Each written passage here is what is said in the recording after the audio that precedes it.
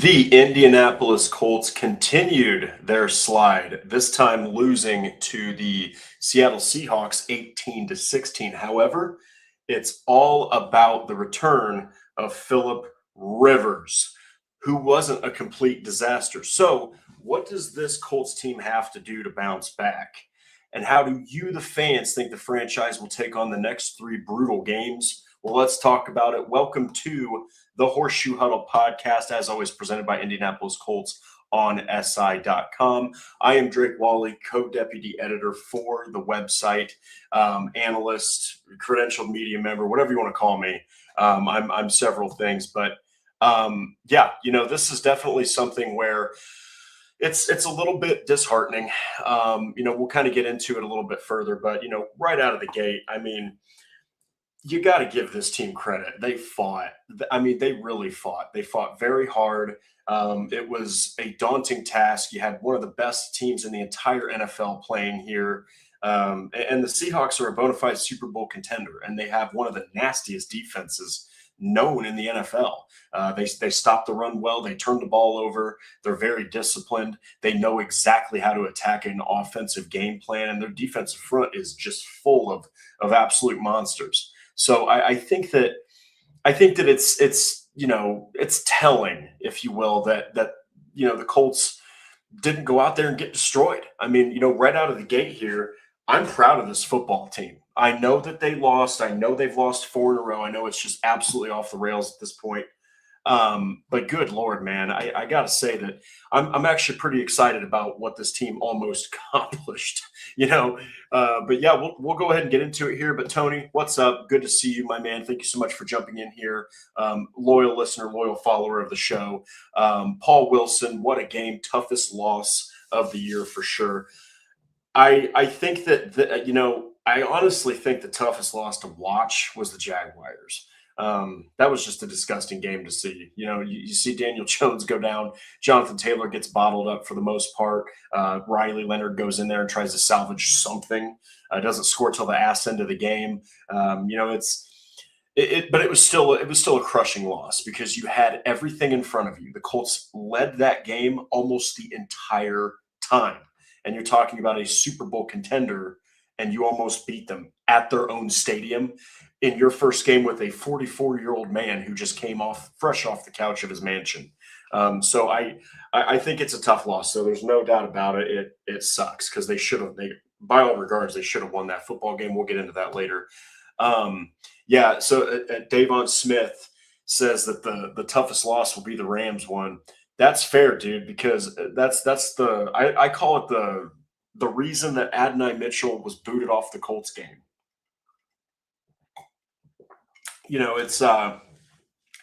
It's nice to see A.D. Mitchell doing something with the Jets. I'm pretty excited for him.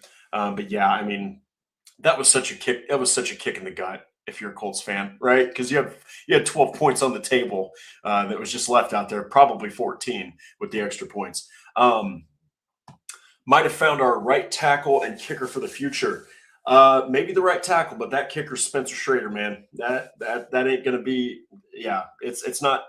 I think it's Blake. Yeah, it's not Blake Group. It's Spencer Schrader. When he returns, you got to get him right back out there on the field. Spencer Schrader's a dog. I mean, he's definitely a hell of a kicker. But give Blake Group a lot of credit. He went out there and kicked a 60-yard field goal at Lumen Field with all the fans screaming in his face to take the lead. So, Teresa, nice to see you here.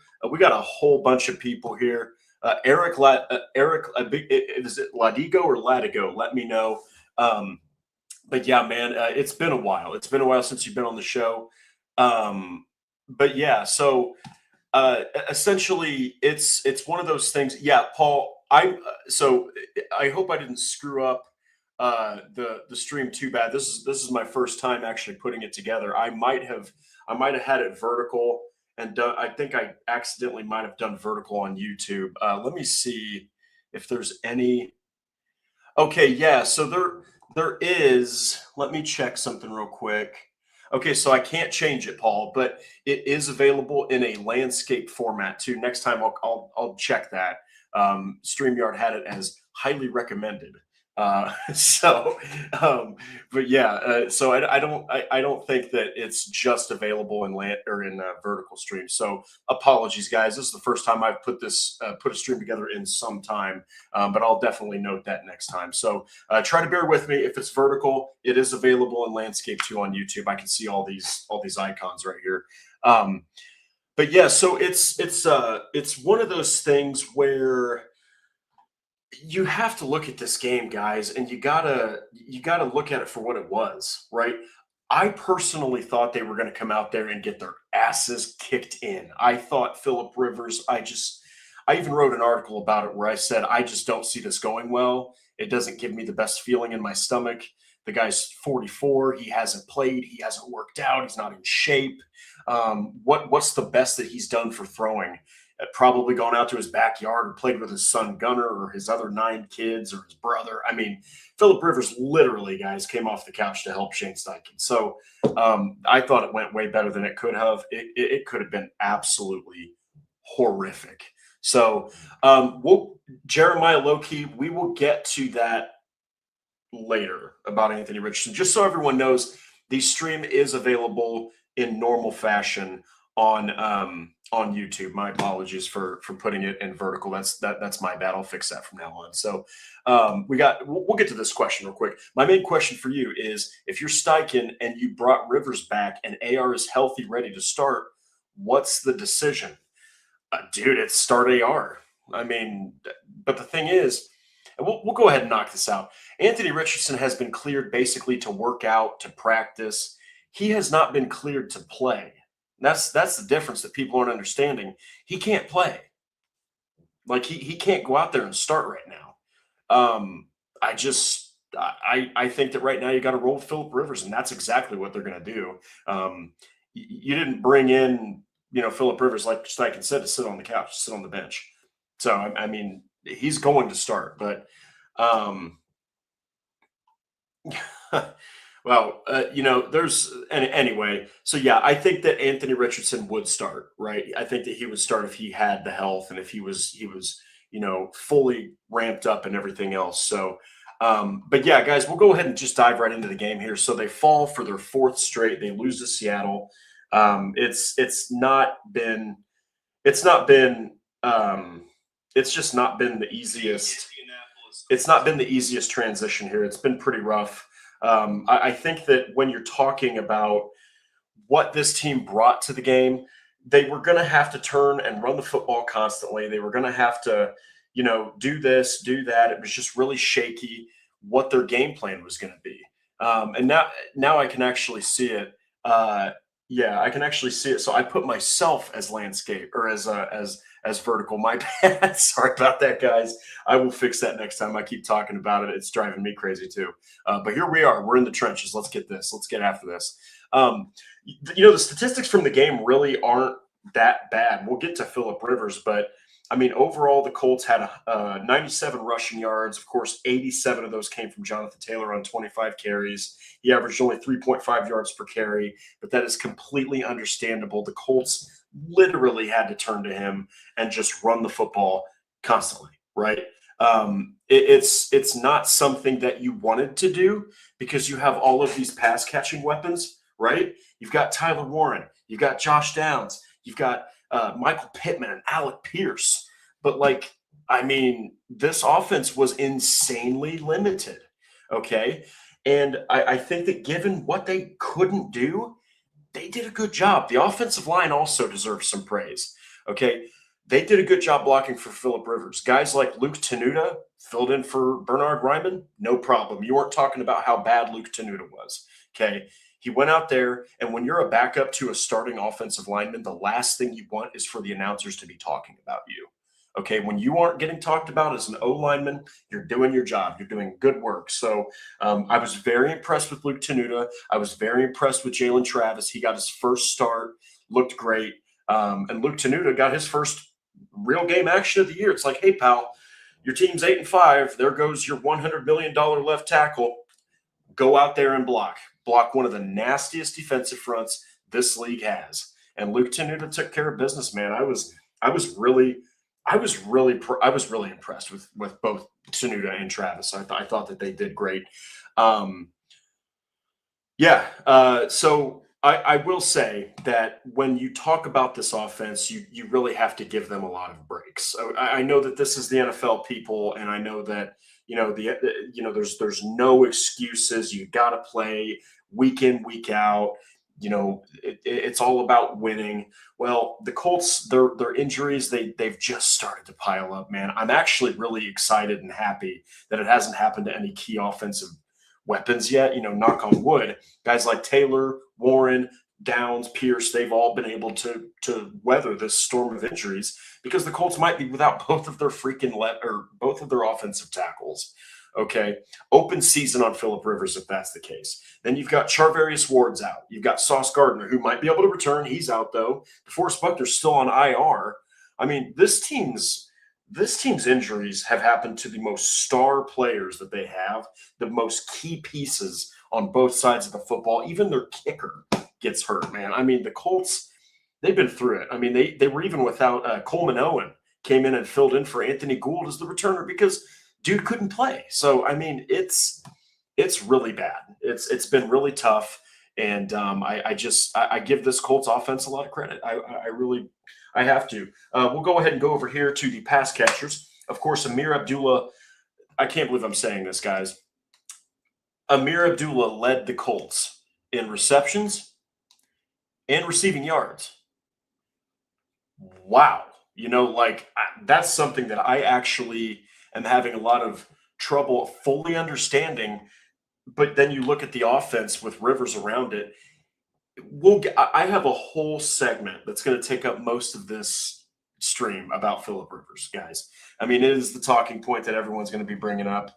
But Amir Abdullah led the team, 5 catches, 32 receiving yards. Michael Pittman had 3 catches. Warren had 3 catches. But Pittman didn't break 30 yards receiving. He only had 26. And Warren had 19. Of course, Alec Pierce had 16 on 1 catch.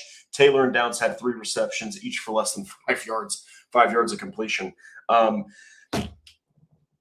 In short, Shane Steichen, all right, Shane Steichen, and we'll get to that final play call where Blake Group had to kick a 60-yarder, okay? We'll get to that. People are all over Shane Steichen. Hey, you should have gone for it on 4th down. I was one of those people on me and Andrew Moore's Bleacher Report stream. I was like, what in the hell is Shane Steichen doing? Why would you hand it off on 3rd and what? I can't remember if it was 3rd and 6, 3rd and 7, if you're not going to go for it on 4th and 3, right? But we'll get to that. So the Colts end up scoring only 16 points. I think I don't have it in front of me, but it could be there. Actually, let's check this. That is the tied for the lowest amount of points they've scored all season. In fact, over their last 3 weeks, they have scored 51 points, ladies and gentlemen, 17 points a game. That's just going to result in losses, and the Colts have lost all 3. So it's not been good for the offense, but believe it or not, I actually think you could see an uptick in the upcoming week now that Rivers has some time here. We'll go ahead and get to some comments here. And by the way, guys, I'll say it again. Thank you for dealing with this presentation issue. I did not mean to put myself vertically. Now you have to stare at my face even closer, which who wants that? Let's be honest, you're already looking at me now. But yeah, how about that 60-yard field goal? Look, for a guy like Blake Group to come on the field, dude, Paul, when he went to kick that, I was like, this is going to be terrible. That he's not just going to miss this. He's going to freaking shank it, hook it, all the golf terms for not hitting the shot straight. I was very convinced in my living room that no way in hell is he going to make this kick. A lot of credit needs to be given to Blake Group. Okay, him and Jason Myers had themselves an old-fashioned kickers duel. And, Blake Group was 3 for 3, all right? 3 for 3. One of them was a 60-yarder, and then he hits the extra point, making Michael Badgley look like an absolutely stupid signing. I mean, I understand the Colts were in dire straits with the kicking, but good Lord, man, that was incredibly impressive. Very, very, very impressed by Blake Group. I think that you've got your guy at least for the rest of the year until Spencer Schrader returns. Can't trade AR, especially now, to be honest, leaves us in a way worse spot than we're in. They are not trading AR, dude. Nobody should believe the Colts are going to give up Anthony Richardson. I don't think they were going to do it before. They sure as hell aren't going to do it now. Okay, Riley Leonard just injured his knee. Not saying that's going to be something that's going to hamper him the rest of his career, right? But he did injure his knee. Okay, and then Daniel Jones rips his Achilles after fracturing his other leg. So I mean, the Colts need to hold on. They need to hold on to Anthony Richardson like he's an investment. Oh wait, he is a 4th overall investment. So no way are they trading him. He is completely off the books. Warren looks tired out there. He might be banged up. I think the Seahawks were physical as hell with him. I don't think that he's faced a more physical defense, at least when it comes to him specifically. A lot of times teams don't want to make contact with Tyler Warren, okay? He's a bull. He's a force. He's very difficult to handle once he's got the ball in his hands. This team didn't give a damn. They were hitting him. If he went up for a pass, Nick Amenwari would meet him as he's coming down. I mean, dude, they beat up Tyler Warren, and it's very rare to see that. But they out-physicaled Tyler Warren, and I think it's his worst game of the year so far. So let's see here. AR's been here. We'll finish with this and we'll keep moving on. AR's been here for 3 years. You keep saying AR needs reps. It's been 3 years. He can't stay on the field. Well, here's the thing, Nathan, is you can't just give up on him now.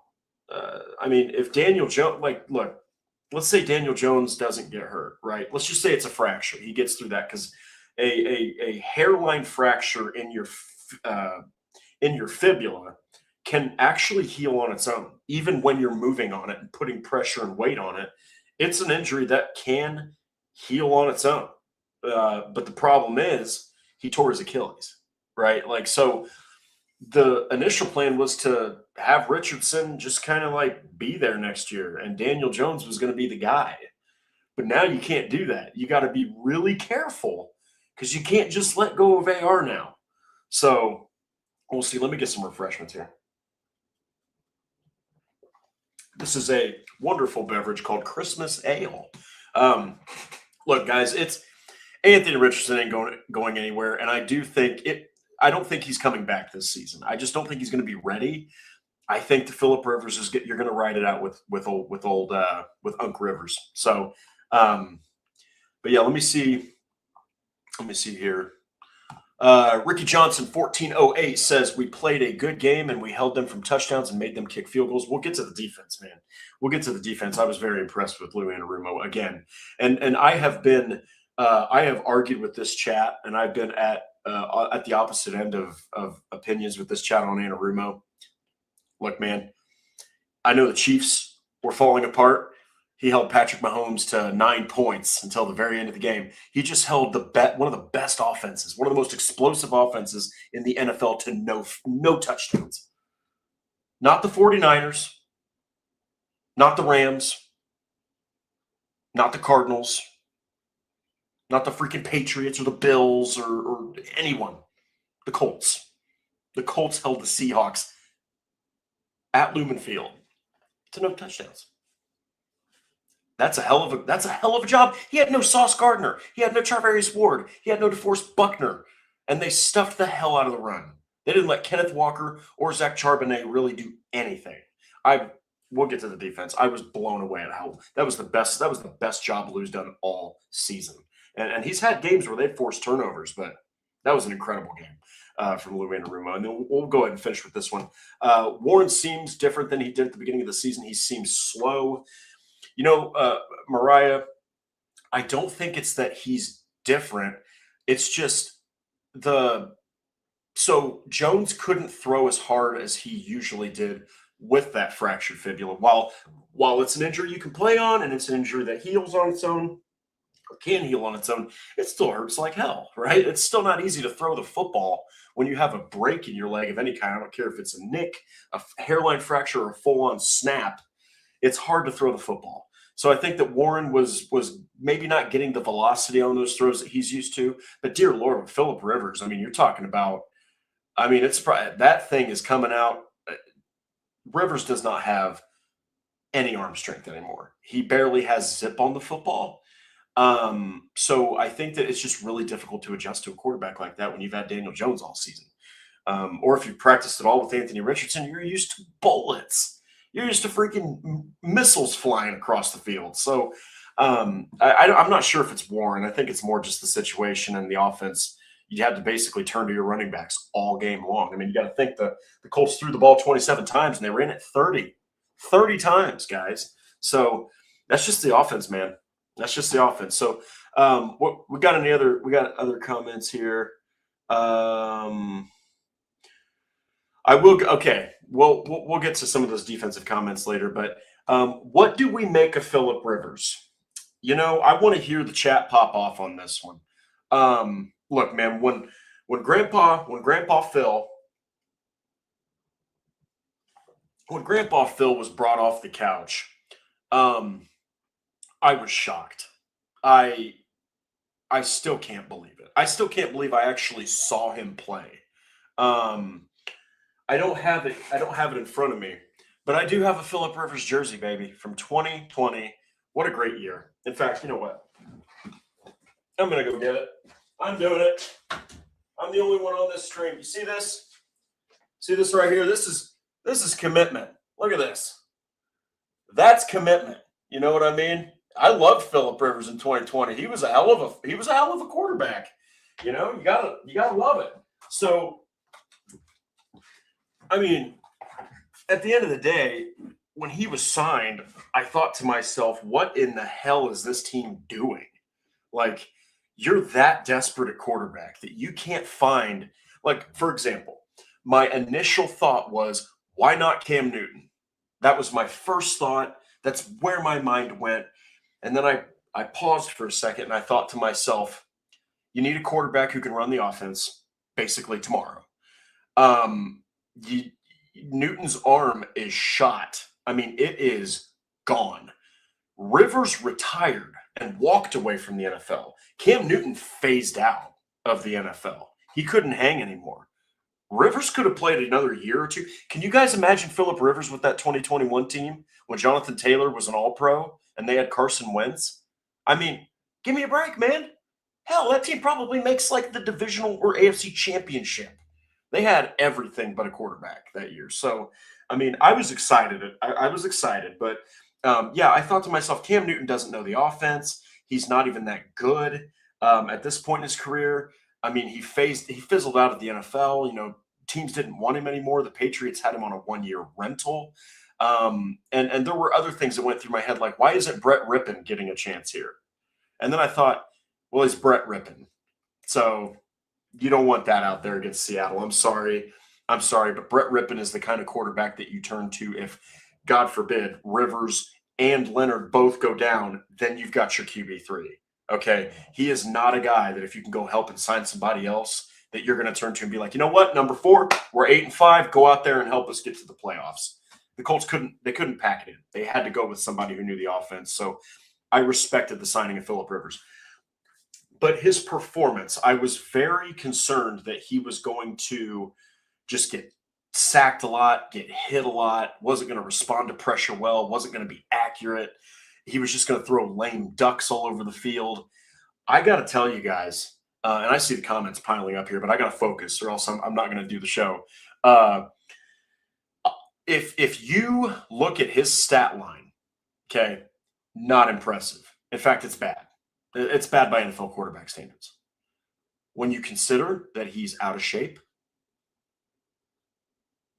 he's been on the couch for the last 5 years. Not on the couch, right? He hasn't been playing. And the NFL passes you by every month you're not playing. Now imagine 5 years, right? I couldn't believe how well he did. I was blown away. He didn't even throw a pick until he had to take chances. I was very impressed. I was very impressed with Phillip Rivers, guys. I could not. You can't take anything away from him. And, then you'll hear, well, why didn't they start Riley Leonard? Here's the fun fact. I understand Riley Leonard is athletic. I understand that he can run the football. I understand he probably has a better arm than Phillip Rivers. You know what he does not have? He doesn't have 17 years of NFL experience at the highest level, and he's not a Hall of Fame candidate. Okay, Riley Leonard might have been more athletic, and he would have been able to you would have been able to open up the offense more, but he would have thrown 3 interceptions. He would have been sacked 5 times, and he would have fumbled twice. That Seahawks defense was constantly shifting blitzes. They were constantly moving around. They were constantly giving the Colts different looks. At the line of scrimmage, Phillip Rivers would walk right up there, and like that, he figured out the defense. Just like that. Nothing to it. Just would go up there, boom, there's the blitzer, there's the mic. You've got an open guy over here, and he would change the play. I mean, Phillip Rivers, while he's not athletic, while his arm is not what it used to be, he's not the quarterback he used to be, I get it. You need to identify that stuff at the line of scrimmage, or you're absolutely screwed. It doesn't matter who you have. If Josh Allen would have played that Seattle defense and not been able to have play recognition or experience with identifying that kind of stuff at the highest level in one of the most volatile atmospheres, he would have been destroyed. Like that's like half the quarterback battle is identifying things at the line of scrimmage. So Phillip Rivers was absolutely brilliant in that regard. And I can see why Steichen wanted him to start. You could have all the tools as a quarterback, and if you can't figure out pressure, blitzes, schemes, it doesn't matter. It doesn't matter how good you are. So, but he was accurate, 18 for 27. It was only for 120 passing yards, but you didn't expect him to go out there and do anything crazy. I will say the one thing that did surprise me is just how weak his arm is. I mean, Phillip Rivers cannot throw the ball more than like 30 yards. He just can't. That arm is shot. I think the best case scenario is, as long as he gets some additional time to work with the training staff in this upcoming game, you get an extra day ahead of playing the San Francisco 49ers, maybe he's able to loosen up a little more. He's not so rigid. But dear God in heaven, man, that man cannot push that ball downfield. Alec Pierce, if you've got him in fantasy, I'm sorry. Any Colts receiver or tight end, you're going to be hurting. You're going to be hurting in the championship, man. Phillip Rivers cannot throw that football more than 30 yards. So that makes sense why he only had 4.4 yards per attempt. So all in all, guys, Phillip Rivers did what you expected him to do as far as the limitations, but he overshot those expectations as far as efficiency. He only turned the ball over on the last freaking throw of the game. Okay. And something else that's interesting, we got to get to it. That play call at the end of almost at the end of the game where you put Blake Group on a 60-yard field goal instead of going for it. Everyone was like, Steichen this, Steichen that. What the hell is Steichen thinking? I was one of those people. Guess what? Steichen called a pass play on third down. Phillip Rivers audibled into a run. So you got to put the blame on Phil in this case. You can't say Shane Steichen did it because he actually wanted to throw the ball on third down. He didn't want to give the ball back to the Seahawks. Now, the one thing I could say is that Steichen didn't go for it on 4th and 3. I think he probably should have. But at the same time, I mean, Rivers audibled out of that. So Phillip saw something that I don't think Shane did. And, you're going to trust a 44-year-old who is good. One day he's going to go into the Hall of Fame, and who knows your offense like the back of his eyelids. So I think that at the end of the day, guys, let me know what you think. I'm going to open up these comments. We got 35 that I haven't read. Just been so busy with this, but let me know what you guys think about old Phil Rivers, man. I thought he did good. All right, let's go ahead and let's open up Pandora's box here. Oh, man. Oh, there's so many comments, and everybody's got the vertical stream. I am so sorry. You guys are legends for dealing with it. I saw it and I was disgusted. Yeah, let's see here. Yeah, so Rivers, here's the thing. Uh, the poor guy, he just doesn't have an arm anymore. He's got the I think he's got the ball placement. I think he's got the ball placement. And the good news is if you don't have an arm, you better know the plays. You better know the coverages. You better have anticipation on your throws. You better know the routes like the back of your damn hand. And you better be able to account for your lack of arm strength. Philip Rivers did all those things. Okay, he knows he's not stupid and he's not delusional. Philip Rivers knows that he's 44 out of shape and cannot throw the football like he could, back in 2020 or sooner, right?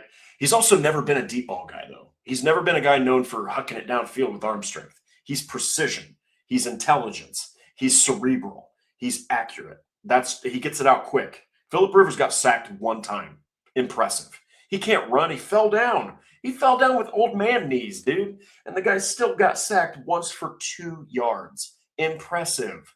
I can't fault Philip Rivers, man.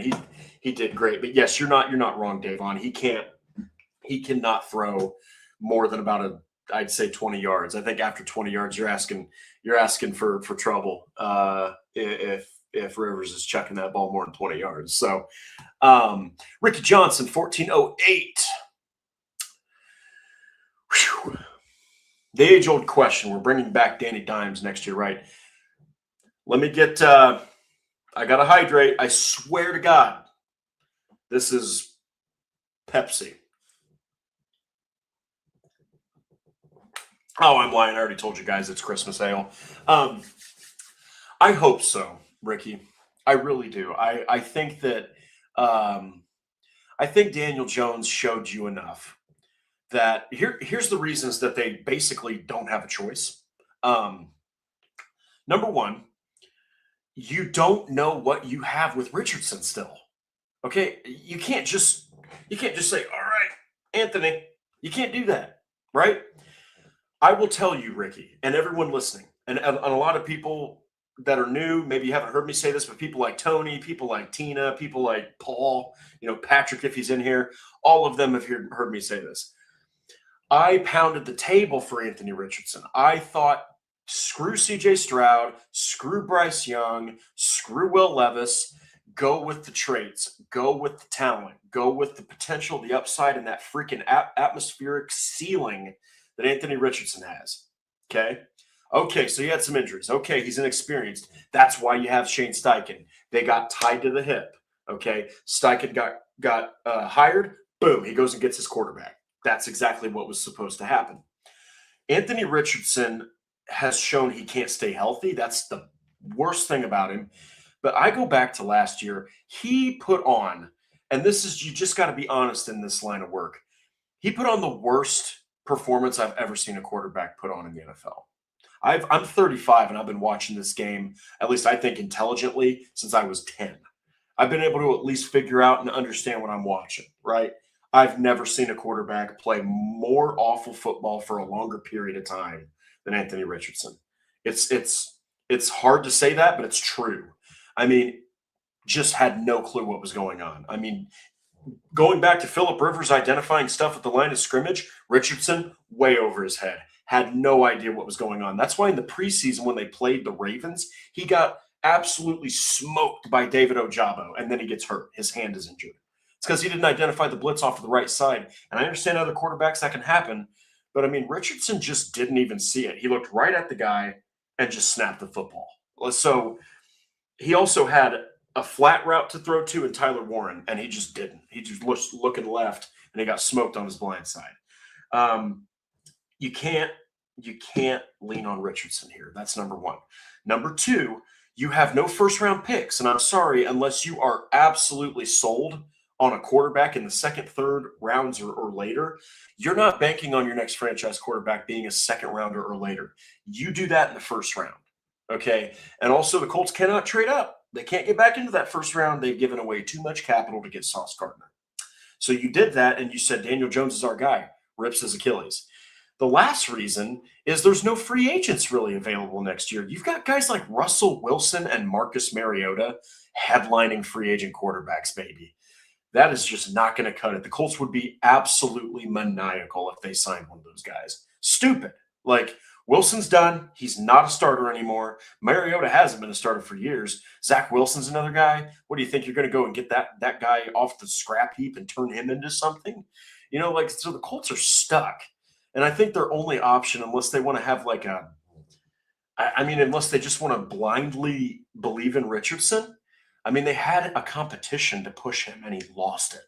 So you need Daniel Jones. I think at this point, as long as it's a team-friendly deal and you can have money to build around this guy, and he's not asking for $40 million a year, which with that injury, I don't think he has that leverage, you need to keep him. He's also, last argument here, he's the best quarterback the Colts have had since Andrew Luck. Okay? Phillip Rivers, he did his thing. I understand that. But he was a one-year rental. Okay? That was it. If he would have played the next season, I'm sure I would have been saying this is the best quarterback they've had since Phillip Rivers. Rivers was there 1 year, and it wasn't long enough to sustain success. So Daniel Jones is the best thing that this team has had at quarterback in so long that I think that the Colts owe it to their fans to keep him. It's all going to be about that recovery process, though. So they're just between a rock, a hard place, and a flamethrower right now. So we'll have to see. But, Tina Hauser definitely re-signed Daniel Jones. I like it.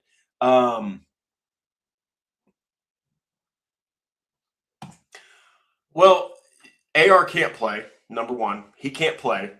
And I basically said this earlier. I understand where you're coming from, but man, if Anthony Richardson would have been playing the Seattle Seahawks, he would have had his ass kicked. It's just plain and simple. Or if he didn't get hit a bunch, he would have been hitting the dirt with his passes. He would not have made the right calls at the line of scrimmage. He would have been throwing interceptions. Look, until Anthony Richardson and this coaching staff believes Anthony Richardson is in a place to start, I don't think he's a starting quarterback. I think he's an incredibly gifted, athletic, freak of nature backup, which sucks when you picked him 4th overall.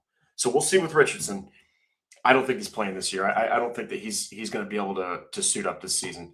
Let's see here. Go Colts. I think I know who that is. I think I know who you are. Thank you, Skylar. Appreciate it. And Uncle Phil was on the fast side. Phillip Rivers, he got called off the couch, man. Jeff Michael says, love the vibes from Rivers. Everybody did. Everybody does. It's crazy because a lot of articles, a lot of, the winners and losers, the studs and duds, those types of coverage pieces, even my risers and fallers, I put Phillip Rivers as a riser. Man, he wasn't supposed to go out there and do jack diddly poo-poo. And the guy still threw a touchdown. He still did a good job of making changes and adjustments at the line of scrimmage. Dude, the Seattle Seahawks defense might have limited this team to 16 points, but Rivers only threw 1 pick.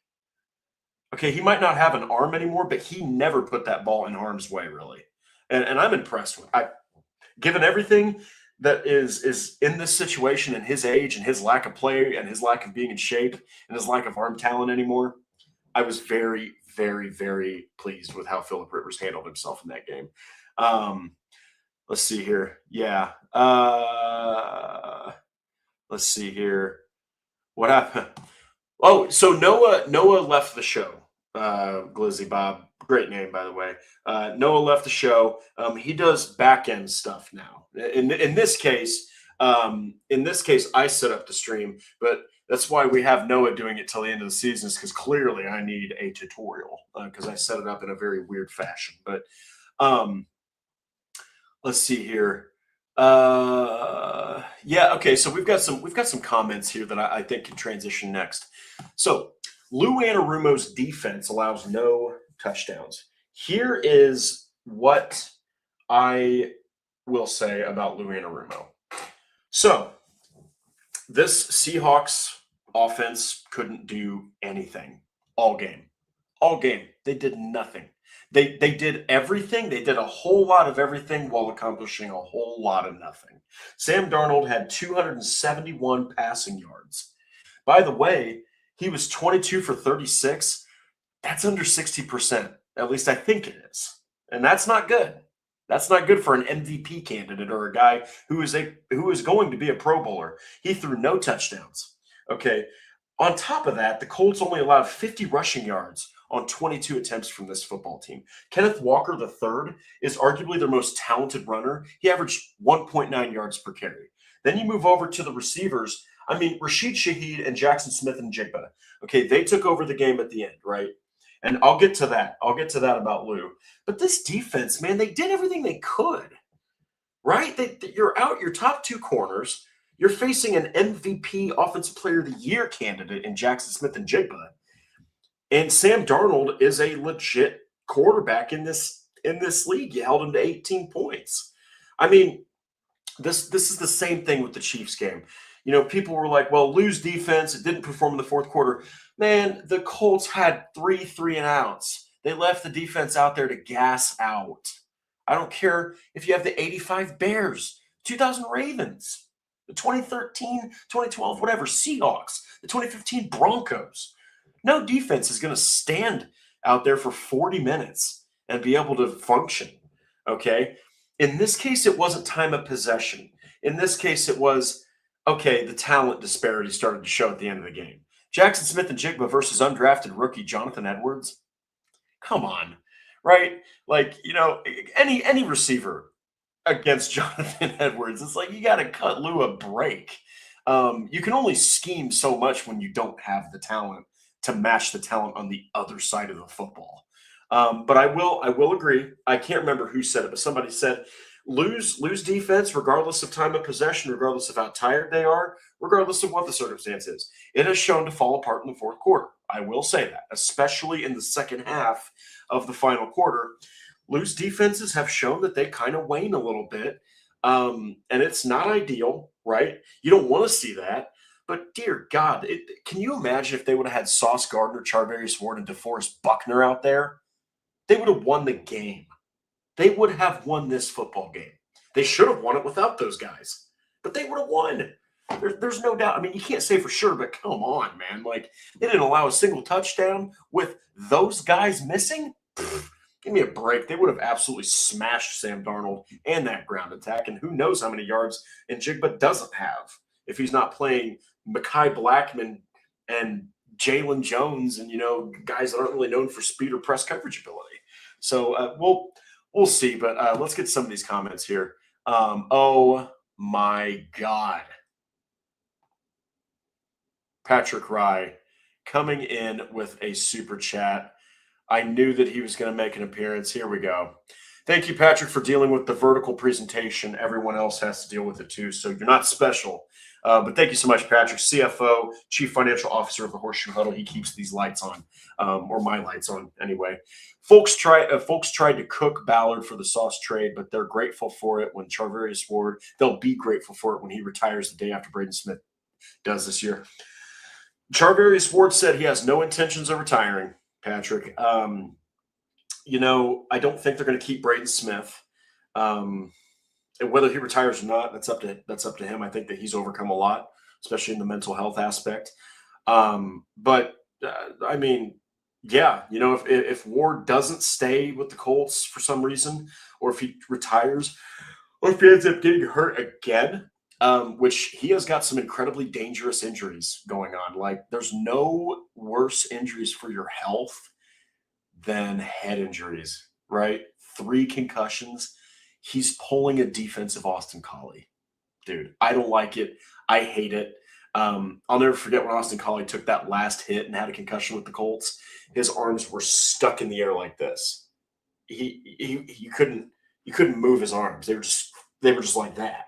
So I just don't want to see Mooney go out there and get hurt again. But yeah, I think guys, you know, Sauce Gardner's legit. He's a legit cornerback. He's an all-pro level player.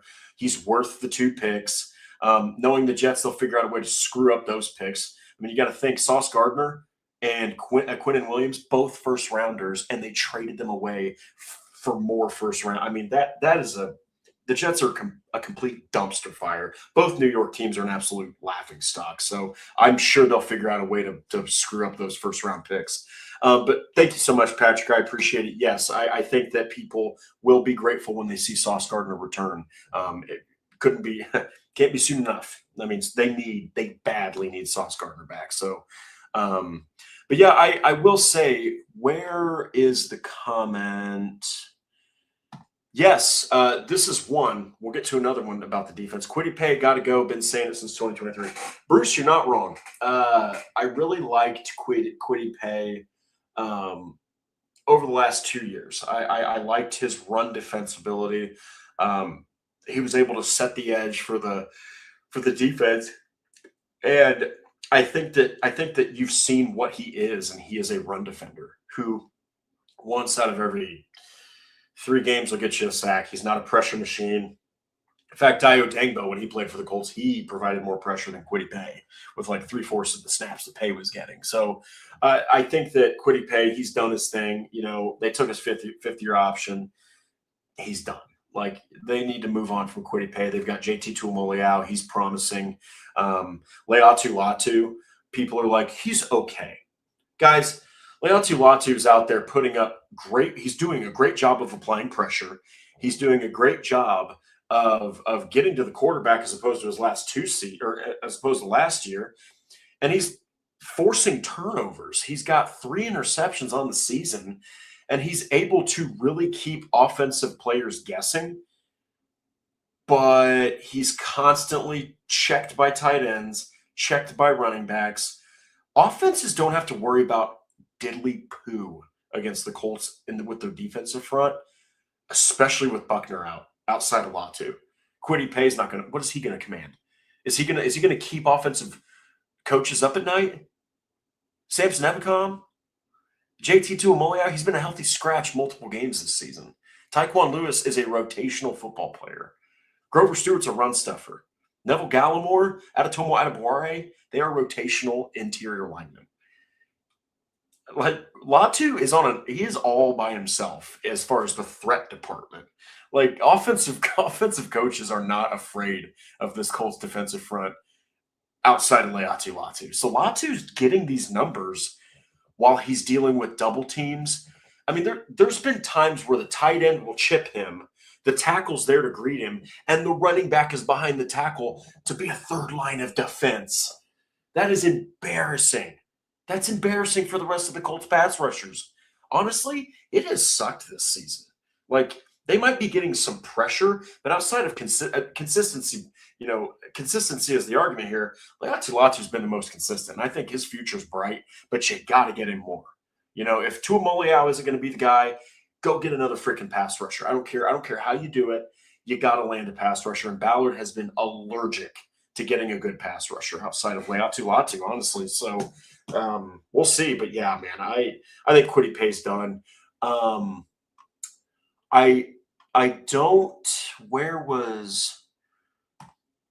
This one's good. I don't know, man. I think you got to choose. I don't think they can keep Cross and Pierce, and I think you can replace a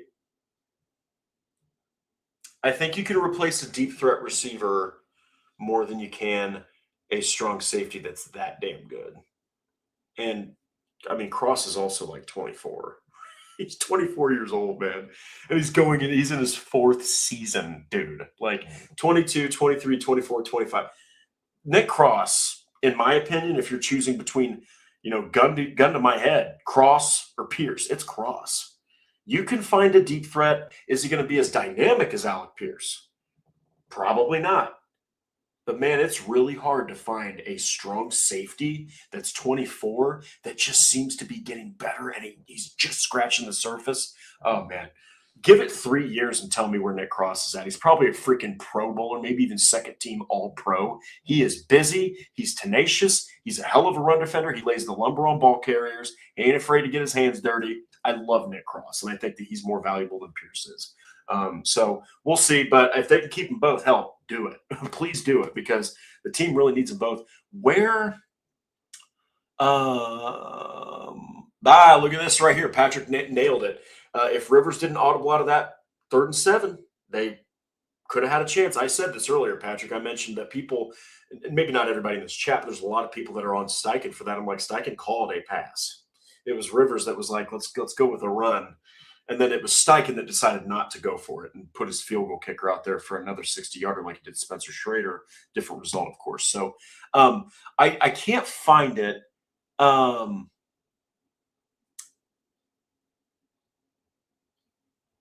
Yeah. So exactly. Yep, that's the problem. That's the problem with the vertical presentation. I can't find it, but um somebody put Patrick, gosh, that comment about Philip Rivers is absolute comedy gold. I wish I could show it. It's so funny. Because you're not wrong. Absolutely true. Uh, look, I think I can't find the comment, but I even said this on X, guys. Jermaine Pratt is a better linebacker than Zaire Franklin. He just is. He is. But both of them together, I mean, they're a hell of a duo. I just don't think either one of them is really a cover linebacker. And then that brings into question, where the hell is Jalen Carlies, right? He's on the roster against Jacksonville. Everyone's like, oh, man, number 57's out there. Former safety, hell of a cover. He's a coverage linebacker. All right, here we go, boys. He's going to go out there and get us a pick. Doesn't play against Jacksonville. Doesn't even see the field. And then he's an inactive, okay, against the freaking Seahawks. I'm like, where is Jalen Carlies? Where is Jalen Carlies, man? Where in the hell, actually, is Jalen Carlies? Because he has not played any football this year. And the one game he was activated and put up to the roster, he didn't even get on the field. So I don't know. And yeah, Davon, Carson Schlesinger was in a lot of our mock drafts. I wanted him so bad, and the Colts needed a linebacker, and they didn't take one. They did take Hunter Wohler, but he's a 7th rounder, safety linebacker hybrid. I get it. Got hurt, had the Liz Frank injury. But yeah, I'm very, very impressed with Jermaine Pratt. I mean, you got to keep him. I don't care if you keep Lou or not. You got to keep Jermaine Pratt. You got to keep him on the squad. But yeah, I mean, we'll see. We'll see. Davon, you're not going to cut. They're not going to cut Zaire Franklin, man. Just no. He blitzes really well. He's a busy tackler. He does a great job at calling things at the line of scrimmage. He is a great field general. He's very good at identifying things and keeping the defense on their toes and keeping the defense in the right spot. There's a lot of incredible benefits to having 44 on the field. I'm just saying that I think Jermaine Pratt's better as far as a pure linebacker. I think he's better. Zaire Franklin is awful in coverage. He can't cover a barn. So I mean, we'll see. We will have to see. But yeah, so can the Colts still make the playoffs, guys? They're going to have to win all 3 games, and they're going to need help. I don't have the exact scenario in front of me, but Philip Rivers does give this team the best chance to succeed. He just does. Okay. Riley Leonard doesn't. Okay. And in fact, let's we'll say this real quick. We'll end the show with this. Let's say that Daniel Jones rips his Achilles. What was that? The Colts are now 8-6, so they would have been 8-4 going into that game. They lost to the Jags that put them at 8-5. Okay, let's say that Daniel Jones rips his Achilles. The Colts are 5-8, right? Or even like 6-7.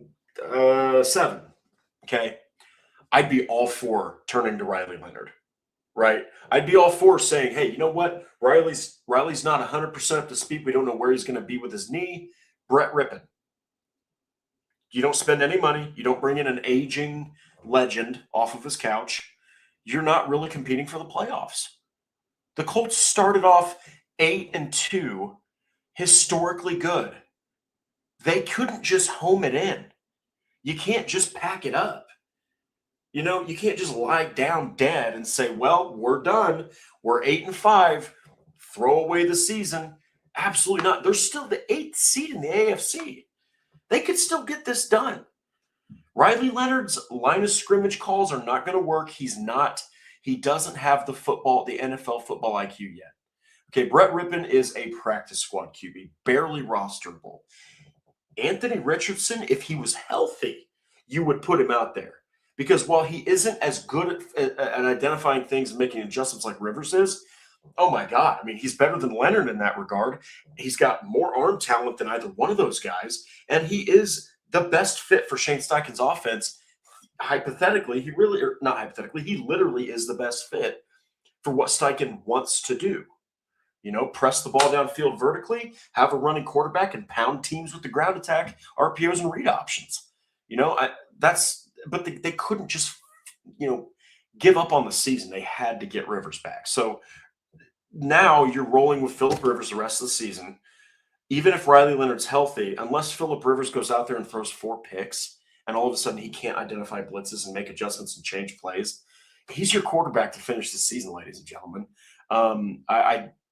I just don't see it any other way. Shane Steichen already said he's starting next week in Monday night on prime time. So we'll see. But we'll go ahead and give the 49ers preview. Luckily, the 49ers are coming to Lucas Oil Stadium, right? They are going to be – the lights are going to be bright. I think given the Colts have dropped 4 in a row, you've lost – at Jacksonville, you turn around and you lose at Seattle, you get to come back home, you get an extra day to prepare. I like this matchup. I know that sounds crazy, but this team is not as good as Seattle was offensively. I know they got Kyle Shanahan. They are not as good as Seattle is offensively. Okay? I don't think Brock Purdy's as good of a quarterback as Sam Darnold. Call me crazy. I don't think he is. There is no Jackson Smith and Jigba, and if Christian McCaffrey can go, he's probably not 100%. Okay, if you're able to get DeForest Buckner and Sauce Gardner back for this game, changes everything for you. Okay, this defense, they do not have Nick Bosa. They do not have Fred Warner. They don't have their best defensive players. This Colts team can win this game. If they play like they did against Seattle, against the 49ers, with a little bit more spice in their offense, a little more efficiency, who's to say they can't win that game, right? So I think there's a chance. I also think there's a chance they lose it, and they lose every other game to end the season. So, but we will have to see. Let's go and close it out with some of these comments here. What do we got?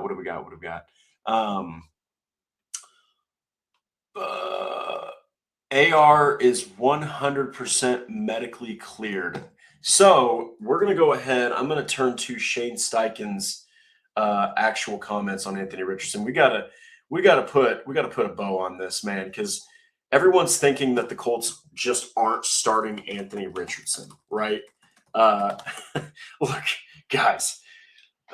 Okay. Okay.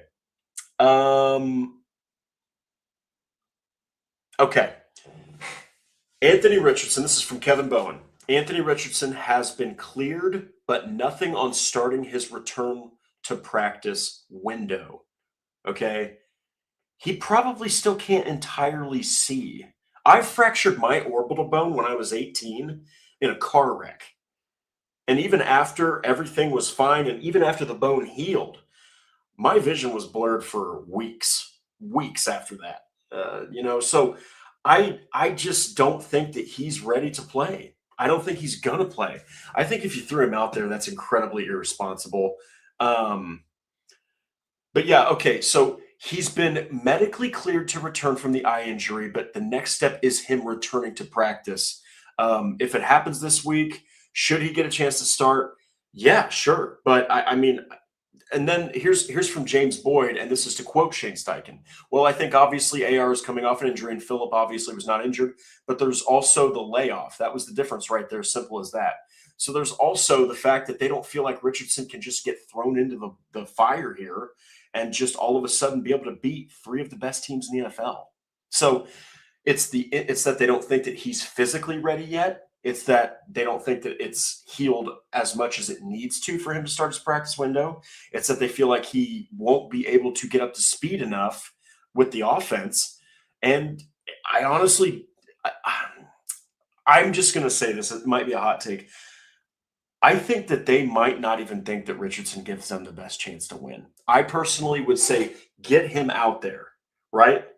Get him out there, get him some reps in big games and big moments when he can answer, right? He's going to show you a lot about who he is. He hasn't played all year, guys. I mean, he hasn't played it but a couple snaps, and he had a pass deflected to himself, for God's sake. So I don't know, man. We'll see. We'll see what happens with Anthony Richardson. I, for one, would love, full disclosure, I would love to see him return. I would love to see him come back for the last two games of the freaking season, especially if they lose to the 49ers.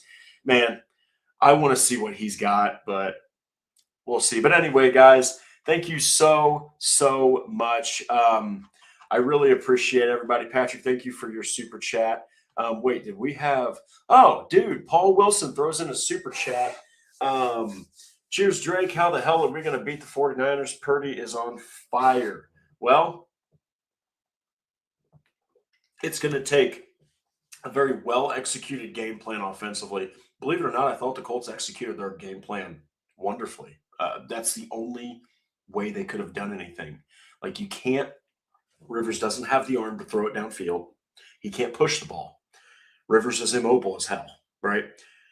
And above all, you have a defense that knew exactly what he was going to do, and they still turned it over once. I was wildly impressed with Shane Steichen's play calling. I'm not going to lie. I know at the end of the game, you probably should have gone for it on 4th and 3, burn out the clock, get group a closer field goal. But, man, you have so many limitations right now. So many. And they almost won, dude. I will say they can't score 16 points and win this game. I don't think they should get into a habit of that because this defense is not going to be able to play that well every single week. But I was impressed with how Shane Steichen handled himself. So anyway, guys, thank you so much for joining. I will have a better presentation of this podcast so you're not staring at my big face on your phone or on your laptop, which if that's the case, it's like, whoa, here's Drake Wally. But anyway, guys, really appreciate it. Like the Horseshoe Huddle on Facebook. Follow Indianapolis Colts on SI, and on X, we are at Colts_SI. Subscribe to the Horseshoe Huddle on YouTube and click that bell to turn on all those notifications. If you want to listen, good news. We are on Apple. We're on Spotify. And anywhere else you listen to podcasts. So, guys, the sky is not falling. You can't rule out the season yet. Stay tuned. Be excited. Phillip Rivers is playing football for the Colts right now. I mean, I know that he's old and he's out of shape and he's not the guy he used to be, but he's a competitor. He's never going to quit. He's going to put this team, believe it or not, he will put this team in the best spot to win every single snap. He's going to do that. Okay. And if he can help it, he's going to play at the best, the highest level that he can. So, guys, again, thank you so much. I hope everyone has a wonderful Monday. Go enjoy some freaking football. We only have about 3 or 4 weeks until it's playoff time, and we'll see if the Colts can get it done. But I will be seeing you guys again next Monday with a different stream for everybody to enjoy where it's not as abrasive on the eyes. But until then, guys, thank you so much. Enjoy your week, and we'll be seeing you soon.